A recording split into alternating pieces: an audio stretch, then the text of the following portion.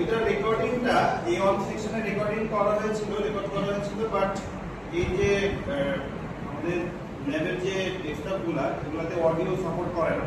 তো যার কারণে শুধু স্ক্রিন রেকর্ড করে ভিডিওটা আপনাদের ইয়ারের সাথে আমি শেয়ার করেছিলাম, ইয়ারের ক্লাসে হয়েছে, বাট সেখানে অডিও ছিল।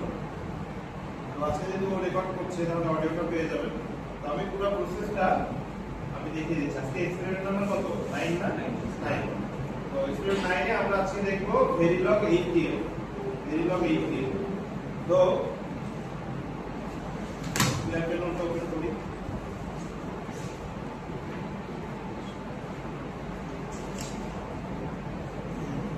এক্সপেরিমেন্ট 9 নাম হচ্ছে, এক্সপেরিমেন্ট নেম হচ্ছে introduction to Verilog 8DL and Quartus 2।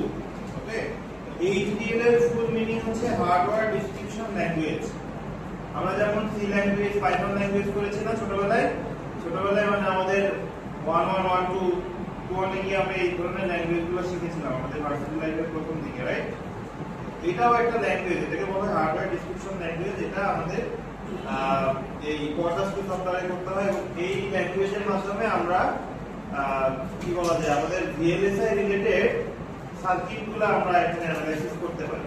তো আমরা এই ল্যাঙ্গুয়েজটা লিখবো, এখানে একটা কোডের মাধ্যমে লিখবো, কোড লিখবো, এবং সেখান থেকে দেখবেন যে সার্কিট আমরা নিয়ে আসতে পারবো, এবং সেটা কার্ভও আমরা নিয়ে আসতে পারবো। যেমন ধরেন ফর এক্সাম্পল যদি বলি মাল্টিপ্লেক্সার, আমরা ডিজিটাল ইলেকট্রনিক্সের মাল্টিপ্লেক্সার পড়েছি না? মাল্টিপ্লেক্সার কি করে? একাধিক ইনপুটকে একটা আউটপুটে নিয়ে আসে, রাইট? সেখানে সিলেকশন ইনপুট থাকে, সিলেকশন ইনপুট অনুযায়ী আমাদেরকে আউটপুটটা দেয়, তাই তো? তো সেই জিনিসটা আমরা এখানে কোডের মাধ্যমে রিপ্রেজেন্ট করব, এবং সেটাই দেখবেন আমরা কার্ভে নিয়ে আসবো, কার্ভ, ইনপুট আউটপুট কার্ভ।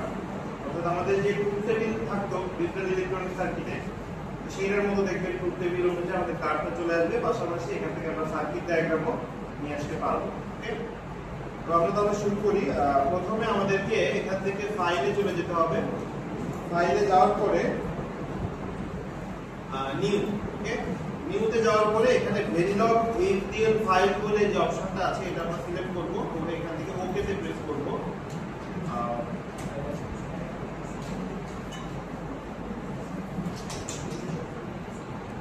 আচ্ছা, প্রথমে চলে যেতে হবে ফাইল নিউ, এখান থেকে new project wizard, new project wizard. এখান থেকে আমাদের যে ফোল্ডারে আমরা আমাদের এই কোডটা সেভ করতে চাচ্ছি, আমাদের এক্সপেরিমেন্টটা, সেই ফোল্ডারটাকে সিলেক্ট করতে হবে। এখানে 3 ডট আছে, 3 ডটে গিয়ে একটা ফোল্ডার সিলেক্ট করব। তো এখানে অটোমেটিক্যালি এখানে সি ড্রাইভ দেখাচ্ছে, সি। আমরা চাই না যে সবকিছু সি ড্রাইভে সেভ হোক, তাহলে কি সি ড্রাইভটা অনেক হেভি হয়ে যাবে। তো আমরা চাচ্ছি আমাদের অন্যান্য যে ড্রাইভগুলো আছে সেগুলো সেভ করতে। তো আমি গতদিন ক্লাসে এখানে আমি ভেরিলগ বলে একটা ফোল্ডার ক্রিয়েট করেছিলাম।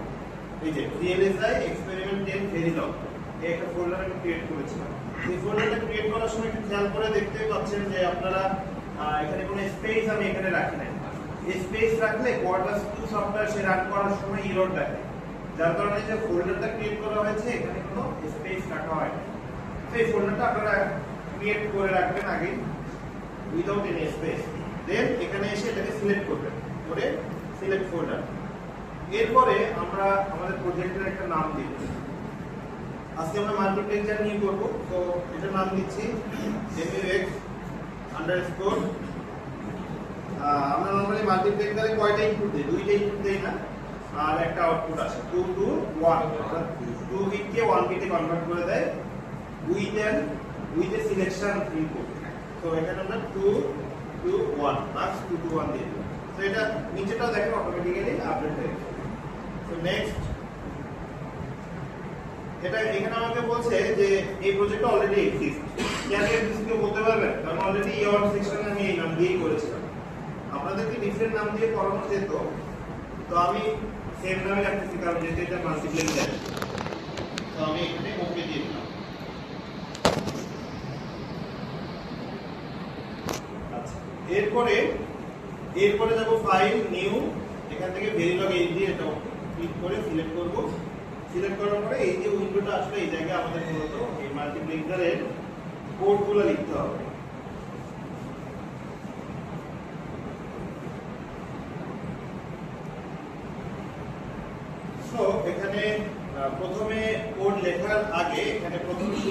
মডিউল লিখি, ওকে, মডিউল মার্কস 221, এরপরে এই মার্কস 221 এটার নামটা অবশ্যই আপনি একটু আগে যে নেম দিয়েছিলেন এটার সিমিলার হতে হবে। এরপরে এখানে ভিতরে যে ভ্যারিয়েবল গুলো আমরা এখানে ব্যবহার করব সেইগুলো ইউজ করতে হবে। তো এখানে ভ্যারিয়েবল কি কি হয়? দুইটা ইনপুটের জন্য দুইটা ভ্যারিয়েবল, একটা আউটপুটের জন্য একটা ভ্যারিয়েবল, তিনটা। আর 4 নম্বর ভ্যারিয়েবল হবে হচ্ছে সিলেকশনের জন্য, ঠিক আছে? তো এখানে a, b, s, y চারটা ভ্যারিয়েবল দিলাম। বুঝতে পারছেন চারটা ভ্যারিয়েবল কি জন্য দিলাম?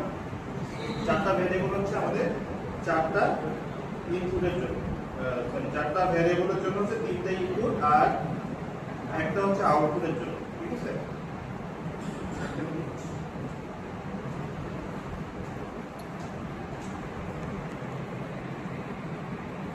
দিলাম এখানে আমাদেরকে ডিফাইন করে দিতে হবে যে কোনটা ইনপুট আর কোনগুলো আউটপুট। তো এখানে আমি ইনপুট লিখে a, b, s these three variables are input, আউটপুটের জন্য দিয়ে দিব আউটপুট y, সেমিকোলন দিলাম। এরপরে আমাদেরকে ইকুয়েশন লিখতে হবে। মাল্টিপ্লিকেশনের জন্য ইকুয়েশন কি? মার্কার আছে কারোর কাছে? ওখানে দেখেন তো পিছনে মার্কার আছে কিনা।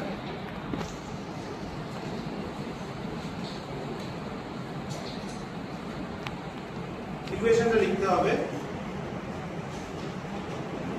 sin y equals to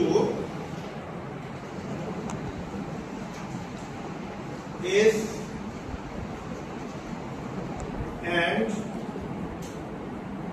b or s and a prime, sorry, not s prime, s prime and a লাস্টে কি সেমিকোলন। আচ্ছা এই ইকুয়েশন একটু বুঝতে হবে, এটা কি কোডে বোঝা যাচ্ছে? আপনারা বুঝতে পারতেছেন?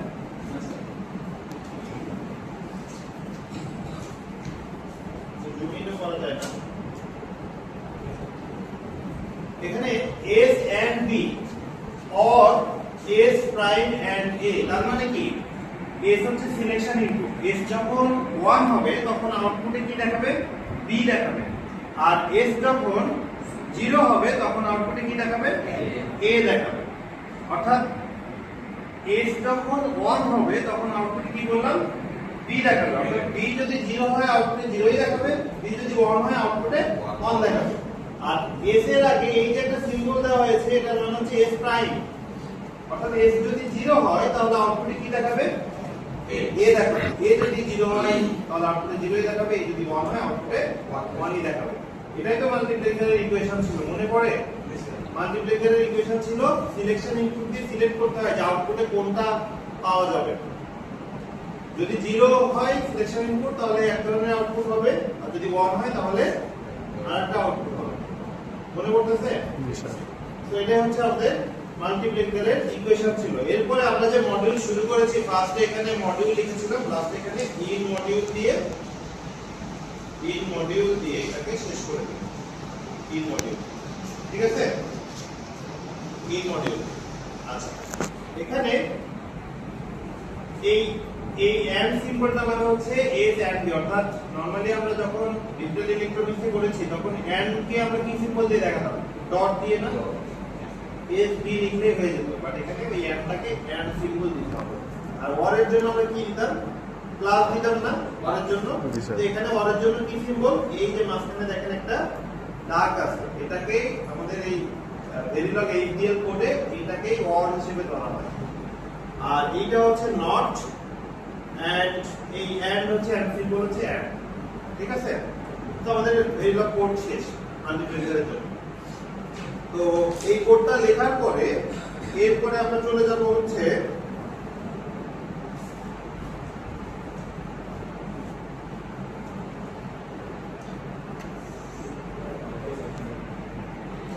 এরপরে চলে যাব এডিট, দেন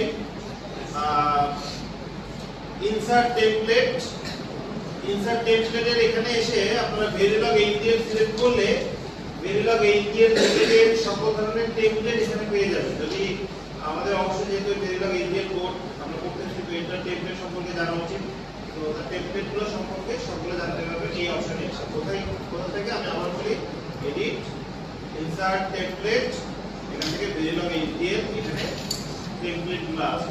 ওকে, যাই হোক, এরপরে আমরা এই যে কোডটা লিখলাম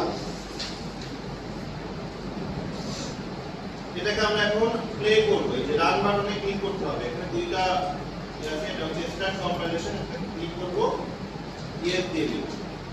দেওয়ার পরে এইটার নাম দিব আমরা একটু আগে যে নাম দিয়েছিলাম আমাদের কোডের, সেই নাম দিব marks_221 সেভ দিলাম।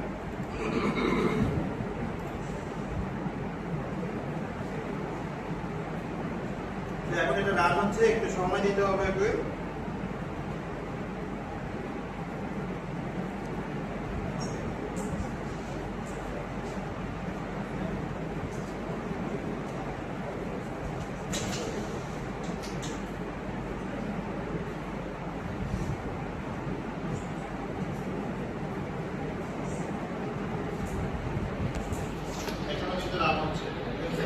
এখানে পুরোপুরি সবগুলো ঠিক আসবে, 60% দেখাচ্ছে, এটা রান হচ্ছে, সবগুলো এখানে ঠিক আসলে আমাদের এটা রান হয়ে যাবে। এখন রান সবগুলোতে ঠিক চলে আসছে, তো কমপ্লিট, রান কমপ্লিট। এখানে লাস্টের যে মেসেজ, এটা গুরুত্বপূর্ণ খুবই। এখানে কোনো এরর আছে কিনা একটু দেখতে হবে। এখানে কি আমার কোনো এরর আছে? কোনো এরর নাই, দ্যাট মিন্স আমার কোডটা ঠিক আছে। আর যদি এরর আসে তখন কি করবেন, তখন আবার এই যে এখানে সিলেক্ট করে কোডে চলে যাবেন। কোডে গিয়ে দেখবেন যে আপনার কোথাও ভুল আছে কিনা, আপনি আবার চেক করে দেখবেন, বারবার চেক করে দেখতে হবে যে আপনার কোনো ভুল আছে কিনা। যাই হোক, আমরা কোডটা রান করেছি।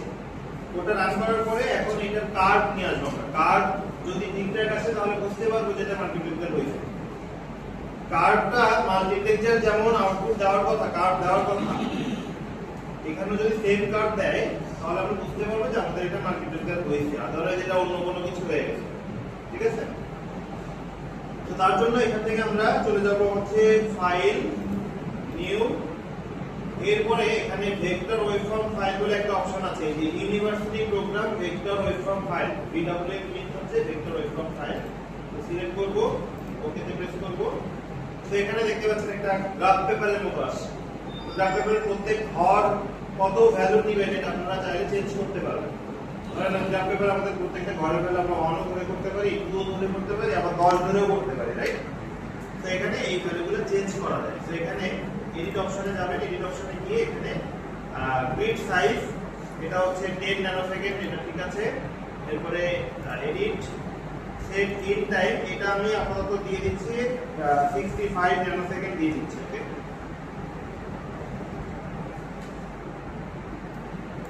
65 ন্যানোসেকেন্ড।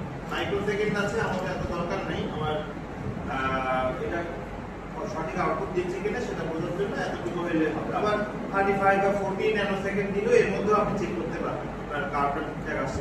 আমি এটা ওকে দিয়ে দিলাম। এখন দেখেন এটা কিন্তু 65 ন্যানোসেকেন্ড পর্যন্ত চলে আসছে। আগে ছিল কি অনেক বড় না, এখন কিন্তু রেঞ্জটা ছোট হয়ে গেছে এবং ঘরগুলো দেখেন অনেক বড় হয়ে গেছে। তো এরপরে এখান থেকে এই যে বাম পাশে যে ফাঁকা যে সাদা হোয়াইট স্পেস আছে, এই জায়গাটাতে আমরা ডাবল ক্লিক করব। ডাবল ক্লিক করার পরে এই যে অপশনটা আসবে ইনসার্ট নোড অর বাস, অর্থাৎ আপনি যে গ্রাফটা ড্র করবেন, কার্ভগুলো ড্র করবেন, এগুলা কোন কোন নোডের জন্য করবেন সেটা এখন আপনাকে সিলেক্ট করতে হবে। সো নোড ফাইন্ডার অপশনে সিলেক্ট করব। সিলেক্ট করার পরে এখানে লিস্ট অপশনে ক্লিক করতে হবে। লিস্ট অপশনে ক্লিক করলে আপনার কোডে কি কি নোড আছে সেগুলো অটোমেটিক্যালি এখানে চলে আসবে। দেখেন লিস্ট অপশনে ক্লিক করলাম, সবগুলো চলে আসবে। এরপরে এই চারটা নোড নিয়েই কি আপনি গ্রাফ ড্র করতে চাচ্ছেন, নাকি এখান থেকে একটা বা দুইটা নিয়ে আপনি গ্রাফ ড্র করতে চাচ্ছেন? যদি আপনি একটা বা দুইটা নিয়ে গ্রাফ ড্র করতে চান তাহলে সেই একটা বা দুইটা এখান থেকে সিলেক্ট করতে হবে। বাট আমরা আজকে চাচ্ছি কি চারটা নিয়েই আমরা এখানে গ্রাফটা ড্র করতে চাচ্ছি, দেখতে চাচ্ছি যে আমাদের কার্ভটা সঠিক আছে কিনা। তো এই জন্য এখানে যে ডাবল অ্যারো যে অপশনটা আছে এটাকে ক্লিক করব, সবগুলো একবার এখানে চলে আসবে। আর যদি আপনি একটা বা দুইটা সবগুলা নিতে যাচ্ছেন, একটা বা দুইটা নিতে যাচ্ছেন, তাহলে কি করবেন? একটা করে সিলেক্ট করবেন, আর এই যে একটা অ্যারো আছে এইটা ক্লিক করলে সেটা ডান পাশে চলে আসবে। তারপরে আবার একটা সিলেক্ট করবেন, এই অ্যারোটা সিলেক্ট করলে আবার সেটা ডান পাশে চলে আসবে। আর ডাবল অ্যারো মানে হচ্ছে সবগুলো একবারে চলে আসবে। ঠিক আছে? এরপরে এখান থেকে ওকে তে প্রেস করব, এটা ওকে, ডান। এখন কি এখানে কিন্তু আমাদের এই যে গ্রাফগুলো চলে আসছে, বাট গ্রাফে কোনো ইনপুট নাই, কোনো কিছু দেখাচ্ছে না এই জায়গায়। তাহলে আপনাকে এখন কি করতে হবে? এগুলো ভ্যালু দিতে হবে। এখানে A B R S input না, ইনপুট ভ্যালুগুলো কি আমরা ইউজার রাইটে দিয়ে দিব, রাইট? তো প্রথমে আসে এস হচ্ছে সিলেকশন ইনপুট। তো এখানে আমাদের এই এস এ বি এগুলো সবগুলোর ভ্যালু আমরা এখন একটা করে দিব। ওকে, তো প্রথমে আমি এ কে সিলেক্ট করতেছি, এর ইনপুটটা দিব। এ কে সিলেক্ট করে এখানে দেখেন উপরে ঘড়ির মতো একটা অপশন আছে, এটা বলতেছে ওভাররাইড ক্লক, অর্থাৎ এগুলো সব তো ন্যানো সেকেন্ড, অর্থাৎ টাইমিং ডায়াগ্রাম আমরা দেখতেছি। ডিজিটাল ইলেকট্রনিক্সে যখন আমরা দেখি ডায়াগ্রামগুলো, তখন কি এগুলো টাইমিং ডায়াগ্রাম বলে না? সময় 0 সেকেন্ডে 0, 1 সেকেন্ডে আমরা 1 লো আর হাই দেখি আমরা। তো এইটা এই অপশনটাকে সিলেক্ট করব, করার পরে এখানে দেখেন এর ভ্যালু আপনি সিলেক্ট করতে পারবেন। তো এখানে পিরিয়ড দিয়ে দিচ্ছি 10 ন্যানো সেকেন্ড, ডিউটি সাইকেল 50। ওকে, আচ্ছা, পিরিয়ড 10 ন্যানো সেকেন্ড আর ডিউটি সাইকেল 50 মানে কি কেউ বলতে পারবেন? পিরিয়ড 10 ন্যানো সেকেন্ড মানে হচ্ছে 10 ন্যানো সেকেন্ড পর পর সে রিপিটেড হতে থাকবে, পুনরাবৃত্তি করতে থাকবে। তো এর মধ্যে ডিউটি সাইকেল 50 মানে কি? তাহলে 10 ন্যানো সেকেন্ডের মধ্যে হাফ হচ্ছে লো আর বাকি হাফ হাই। 50% ডিউটি সাইকেল মানে হচ্ছে এই যে 10 ন্যানো সেকেন্ড যে পিরিয়ড, এই পিরিয়ডে 10 ন্যানো সেকেন্ডের হাফ হচ্ছে লো থাকবে, হাফ হচ্ছে হাই থাকবে। দ্যাট ইজ হোয়াই এর ডিউটি সাইকেল বলা হচ্ছে 50%। ওকে, আমি ওকে দিয়ে দিচ্ছি। তো এখন দেখেন এই যে পিরিয়ড 0 থেকে 10, দেন আবার এখান থেকে রিপিট হচ্ছে, রাইট? এবং এই 10 ন্যানো সেকেন্ডের মধ্যে হাফ হচ্ছে লো আর বাকি হাফ হাই। এবার আসেন বি তে সিলেক্ট করলাম, ওভাররাইড ক্লক। এখানে এটার পিরিয়ড দিয়ে দিচ্ছি 20 ন্যানো সেকেন্ড, ডিউটি সাইকেল 50 থাক। তো এটা দেখতে পাচ্ছেন পিরিয়ড 0 থেকে 20 পর্যন্ত, দেন আবার রিপিট হচ্ছে। এই 20 ন্যানো সেকেন্ডের মধ্যে প্রথম হাফ লো, বাকি পরের হাফ হাই। এরপর এস দিব, S selection input. Selection input এখানে ওভাররাইড ক্লক সিলেক্ট করলাম, এটার আমি পিরিয়ড দিয়ে দিচ্ছি 40, ডিউটি সাইকেল 50 থাক। ওকে, তো এখন এই কার্ভটা একটু বুঝতে হবে। আমরা ইকুয়েশনে কি দেখিয়েছিলাম? এস যদি 0 হয় তাহলে কোন আউটপুটটা পাবো আমরা? এ পাবো, এ। অর্থাৎ এখানে এস কতটুকু 0? এই যে পর্যন্ত না 0, তাহলে এই পর্যন্ত আউটপুট কি আসার কথা? এ আসার কথা। অর্থাৎ এ যে সিগন্যাল আছে পুরো সেটাই আমি এখানে পাবো, পাওয়ার কথা। না পাইলে আমার কোডে ভুল আছে, ইকুয়েশনে ভুল আছে। আর বাকি যেটুকু হাই, হাই থাকলে আমরা ইকুয়েশনে ওখানে কি দিয়েছিলাম কোডের মধ্যে? বি পাবো। অর্থাৎ বি এখান থেকে যেটা আছে সেটাই আমরা এখানে পাবো। যদি না পাই তাহলে আমাদের ভুল আছে। তো তার মানে কি এই পোরশনটুকু এতটুকু পাবো হচ্ছে এ, আর এই পোরশনটুকু পাবো কি? বি। তো দেখেন এখন আমাদের কয় যেটা আউটপুট, এটা আমাদের আমরা যেভাবে অ্যানালাইসিস করলাম সেইটার অনুযায়ী আসে কিনা। তো এখানে দুইটা অপশন আছে, একটা হচ্ছে রান ফাংশনাল সিমুলেশন আর একটা হচ্ছে run timing simulation. Functional simulation হচ্ছে আমরা থিওরিটিক্যালি এতক্ষণ যেটা বললাম সেইটা, আর টাইমিং সিমুলেশনটা দেখবেন একটু ডিফারেন্ট, সেটা আমি পরে বলছি। আগে ফাংশনালটা রান করি, এটাতে ক্লিক করলে এটা রান হবে।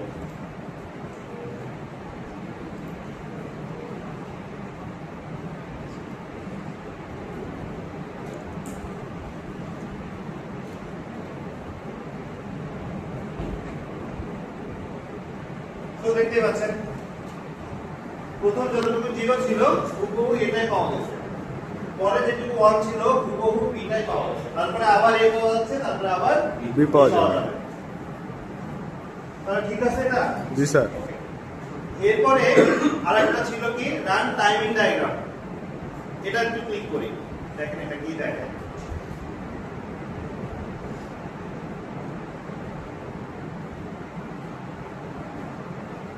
একজন একটা কাগজে আইডি গুলো লিখতে থাকেন, তাহলে আব্দুল্লাহ এটা দেখেন এখানে খেয়াল করেন এই যে যতটুকু সে লো ছিল 20 ন্যানোসেকেন্ড, এই 20 ন্যানোসেকেন্ড এ পাওয়ার কথা ছিল, এখানে দেখেন 20 ন্যানোসেকেন্ড এ পাওয়া গেছে। পরের 20 ন্যানোসেকেন্ড বি পাওয়ার কথা ছিল, এখানেও পরের 20 ন্যানোসেকেন্ড বি পাওয়া গেছে, বাট পুরো জিনিসটা কি এতটুকু পরিমাণ ডিলে করে শুরু হয়েছে। একটু দেখেন এই যে এতটুকু পরিমাণ কিন্তু কোনো কার্ভ আসে নাই।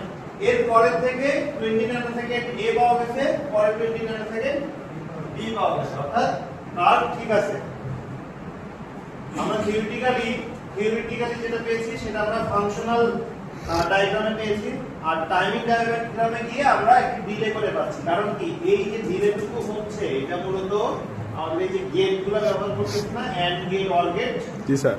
এটা যখন আমরা প্র্যাকটিক্যালি ব্যবহার করব তখন কিছু সেখানে টাইমিং ডিলে থাকবে, সেই ডিলেটার কারণেই এই ডিলেটা হচ্ছে। অর্থাৎ এখানে দুইটা অপশন ছিল, ফাংশনাল সিমুলেশন, এটা হচ্ছে আমাদের থিওরিটিক্যালি যেটা আমরা শিখেছি সেটা, আর টাইমিং সিমুলেশনটা কি এটা আসলে গেটের প্র্যাকটিক্যাল যে ডিলেটা হয় সেই ডিলের কারণে আমরা এই কার্ভটা দেখতে পাচ্ছি। ক্লিয়ার সবাই? জি স্যার। তো তাহলে আমরা আজকে প্রথমে ভেরিলগ এনজিএল কোড কিভাবে করতে হয় সেটা শিখলাম, এবং সফটওয়্যারের মাধ্যমে কিভাবে এটার কার্ড নিয়ে আসতে হয় সেটা শিখলাম। এখন এই পর্যন্ত আমাদের এক্সপেরিমেন্ট 9 এর ম্যানুয়ালে আছে। এরপর আমি যেটুকু দেখাচ্ছি খুব সামান্য একটু এক্সট্রা, এটা আমাদের ম্যানুয়ালের বাইরে, বা এটা আমাদের পরের আরেকটা এক্সপেরিমেন্টে ছিল, সেটা আমাদের এখন নাই। তো এটা খুব সামান্য একটা কাজ, আমি একটু দেখাই দিই আপনাদের। তো এখান থেকে আমরা টুলস এ চলে যাব। টুলস, দেন এখান থেকে হচ্ছে নেটলিস্ট এর যে এই মাসের ডায়াগ্রাম চলে আসে। এটা কি মাল্টিপ্লেক্সারের ডায়াগ্রাম না? এই ডিজিটাল ইলেকট্রনিক্সের এই অনুযায়ী আমরা ডায়াগ্রাম দেখেছি, রাইট? এটা কি অ্যান্ড গেট, এটাও অ্যান্ড গেট, বাট এখানে একটা বাবল আছে। এটা কি অর গেট, ঠিক আছে? বলে হচ্ছে এটা ওয়াই। বুঝতে পেরেছি সবাই?